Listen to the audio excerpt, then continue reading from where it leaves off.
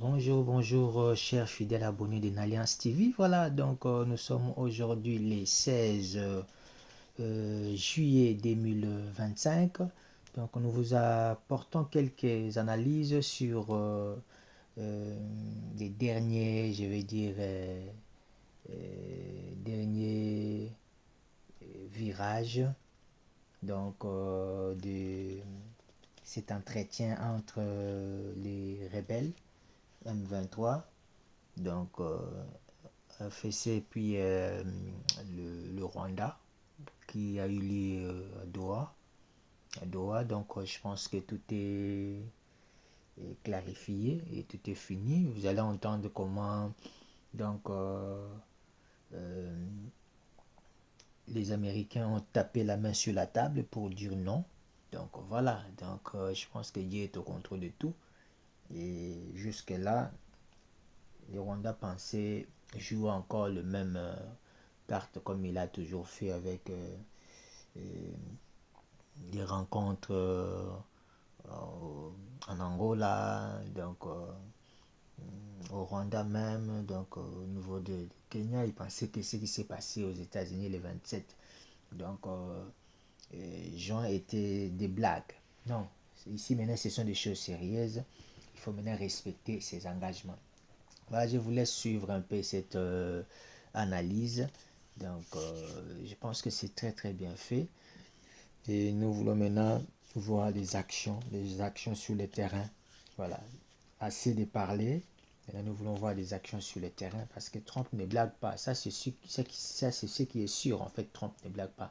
Donc, je vous dis la vérité, ce sont des choses qu'on a vues spirituellement. Ce sont des choses qui vont se réaliser parce que Dieu a décidé. Donc, c'est comme l'histoire d'Égypte hein, et Israël. Quand Israël était en Égypte, le grand Pharaon a commencé à refuser à libérer. Donc, ici, l'étape où nous sommes dans l'étape de 10e plaie. Enfin, que le Pharaon libère finalement, mais pas libère dans le sens de détruire maintenant, de les faire sortir, les détruire après, et puis plus tard, donc il ne savait pas c'était quoi le plan de Dieu. Et c'est ce qui se passe avec le Rwanda. Donc il a joué trop, il dit, ben oui, je vais encore essayer, mais maintenant cette fois-ci c'est fini. Donc voilà, je vous laisse suivre, c'est parti. Négociations sur la paix dans l'Est de la République démocratique du Congo, le Rwanda a tenté d'imposer une proposition choquante, confier au groupe armé M23 le contrôle du Nord Kivu et du Sud Kivu pendant 8 longues années. Une tentative de légitimer l'occupation militaire, rejetée immédiatement et fermement par la délégation congolaise. Ce refus a provoqué une crise de colère de Vincent Biruta, qui s'est levé pour quitter la salle, jusqu'à ce qu'un représentant américain le recadre brutalement avec une phrase qui restera dans les annales. Ici, ce n'est pas l'Angola. Asseyez-vous, ou vous et votre président serez punis. C'est une humiliation inédite. Une gifle diplomatique publique. Et surtout, un signal fort, la communauté internationale commence enfin à dire non aux manœuvres de Kigali. Installez-vous confortablement, car ce reportage vous dévoile les dessous de cette scène diplomatique tendue, les implications géopolitiques profondes, et ce que cela signifie pour l'avenir du Kivu, de la RDC, et du régime de Paul Kagame. Lors des récentes négociations de paix à Doha, au Qatar, entre les représentants de la République démocratique du Congo, RDC, les médiateurs internationaux, et les officiels rwandais, une scène spectaculaire s'est produite, révélant les limites de l'arrogance diplomatique rwandaise et l'exaspération croissante de la communauté internationale face à l'impunité du régime de Kigali. Alors que la réunion avançait dans un climat tendu mais protocolaire, les représentants rwandais, dirigés par le ex-ministre des Affaires étrangères Vincent Biruta, ont proposé une exigence qui a choqué l'ensemble de la table, accorder au groupe terroriste M23 un mandat de 8, émoticône, n'en croyant pas ses yeux à nez pour contrôler militairement les provinces du Nord Kivu et du Sud Kivu, au nom d'une stabilité garantie par la coopération régionale. La réaction immédiate de la délégation congolaise. Face à cette demande qualifiée des absurde et provocante, la délégation congolaise, conduite par de hauts responsables civils et militaires, a immédiatement rejoint d'une seule voix le rejet total de cette proposition, dénonçant une tentative honteuse de légalisation de l'occupation rwandaise par le biais du M23, un groupe accusé de crimes de guerre, de massacres de civils, de déplacement de population et de pillage systématique. Un diplomate congolais présent à la table aurait déclaré avec fermeté: le Kivu ne sera jamais concédé à des mercenaires déguisés. Pas une seule seconde, et encore moins pour 8 années. Biruta perd son sang-froid, une scène de tension.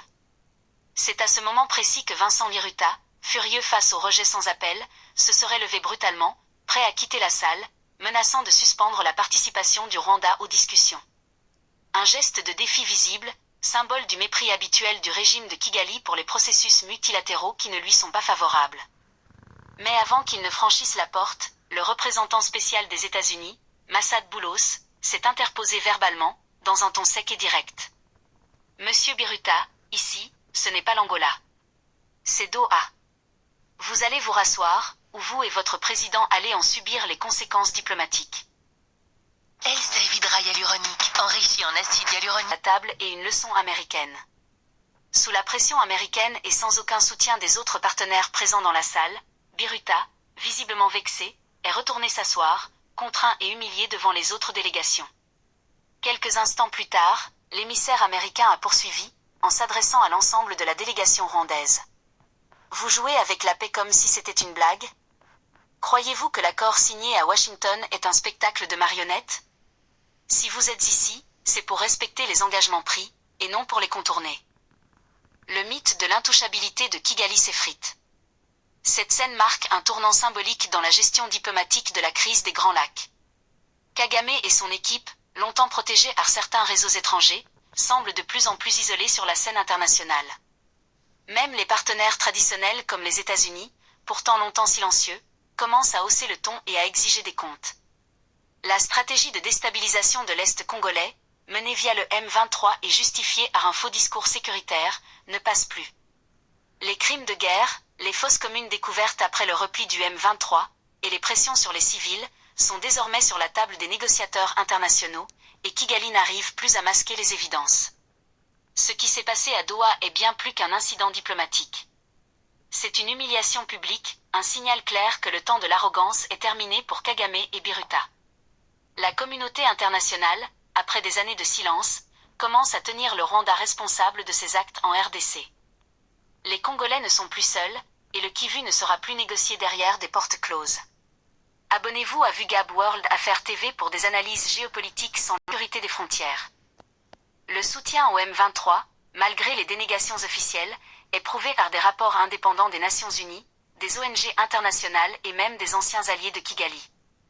En demandant à Doha 8 années de contrôle du Nord et Sud Kivu par le M23, Kigali tentait une manœuvre historique, obtenir, par des canaux officiels, ce qu'il n'a jamais pu obtenir militairement ou moralement, la reconnaissance internationale d'une zone tampon militarisée sous influence rwandaise. Mais cette tentative a exposé, au grand jour, la véritable nature du projet géopolitique rwandais dans l'est du Congo, un plan d'occupation à long terme, soutenu par un narratif fabriqué autour de la défense des populations rwandophones, alors même que ce sont ces populations qui souffrent le plus de l'instabilité créée. La réaction américaine, un changement de paradigme. Le ton utilisé par le représentant américain à Doha marque une rupture claire avec l'attitude conciliante dont le régime rwandais a bénéficié depuis les années 2000. Pendant 2 décennies, Paul Kagame était considéré comme un « homme fort », pragmatique, garant d'une stabilité régionale, un rempart contre les groupes armés.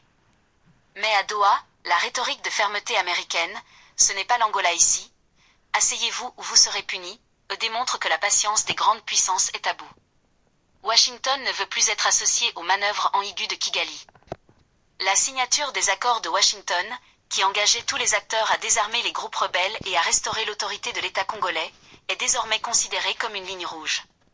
En d'autres termes, toute tentative de manipulation de ces engagements est perçue comme une provocation directe contre les États garants du processus. Le discrédit de la diplomatie rwandaise. La scène de Doha met en lumière un élément fondamental, la diplomatie rwandaise est aujourd'hui isolée et discréditée. Le ex-ministre Vincent Biruta, l'un des architectes de la politique extérieure du régime Kagame, a affiché une attitude de défi, en croyant pouvoir quitter la Réunion comme si Doha était un simple théâtre régional comme Luanda ou Brazzaville, où Kigali a parfois imposé son tempo.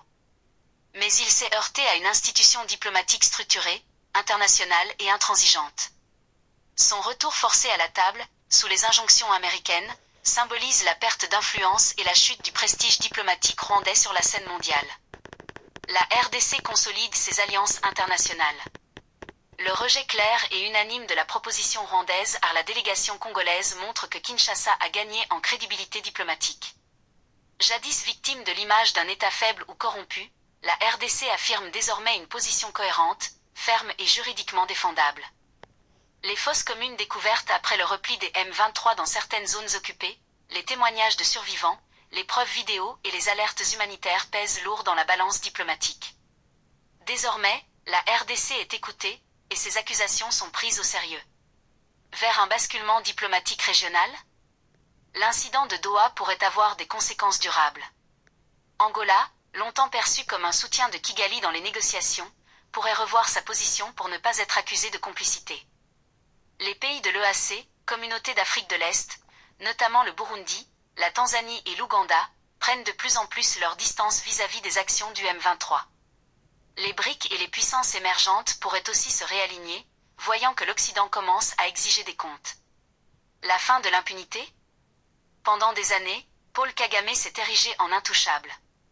Mais Doha pourrait être le début de la fin de cette ère d'impunité. Le monde découvre l'étendue des crimes du M23, les implications directes de Kigali, et les mécanismes de déstabilisation de la région. La diplomatie musclée ne suffit plus. Les sanctions ciblées, les mises en accusation devant la CPI, et les ruptures d'alliances stratégiques pourraient devenir la prochaine étape. Le vent tourne. À Doha, le masque est tombé. L'arrogance de Kagame et de Biruta a été stoppée net par la communauté internationale. Le Kivu ne sera pas négocié comme une marchandise. Et pour la première fois depuis longtemps, le Rwanda fait face à ses responsabilités. Abonnez-vous à VUGAB World Affaires.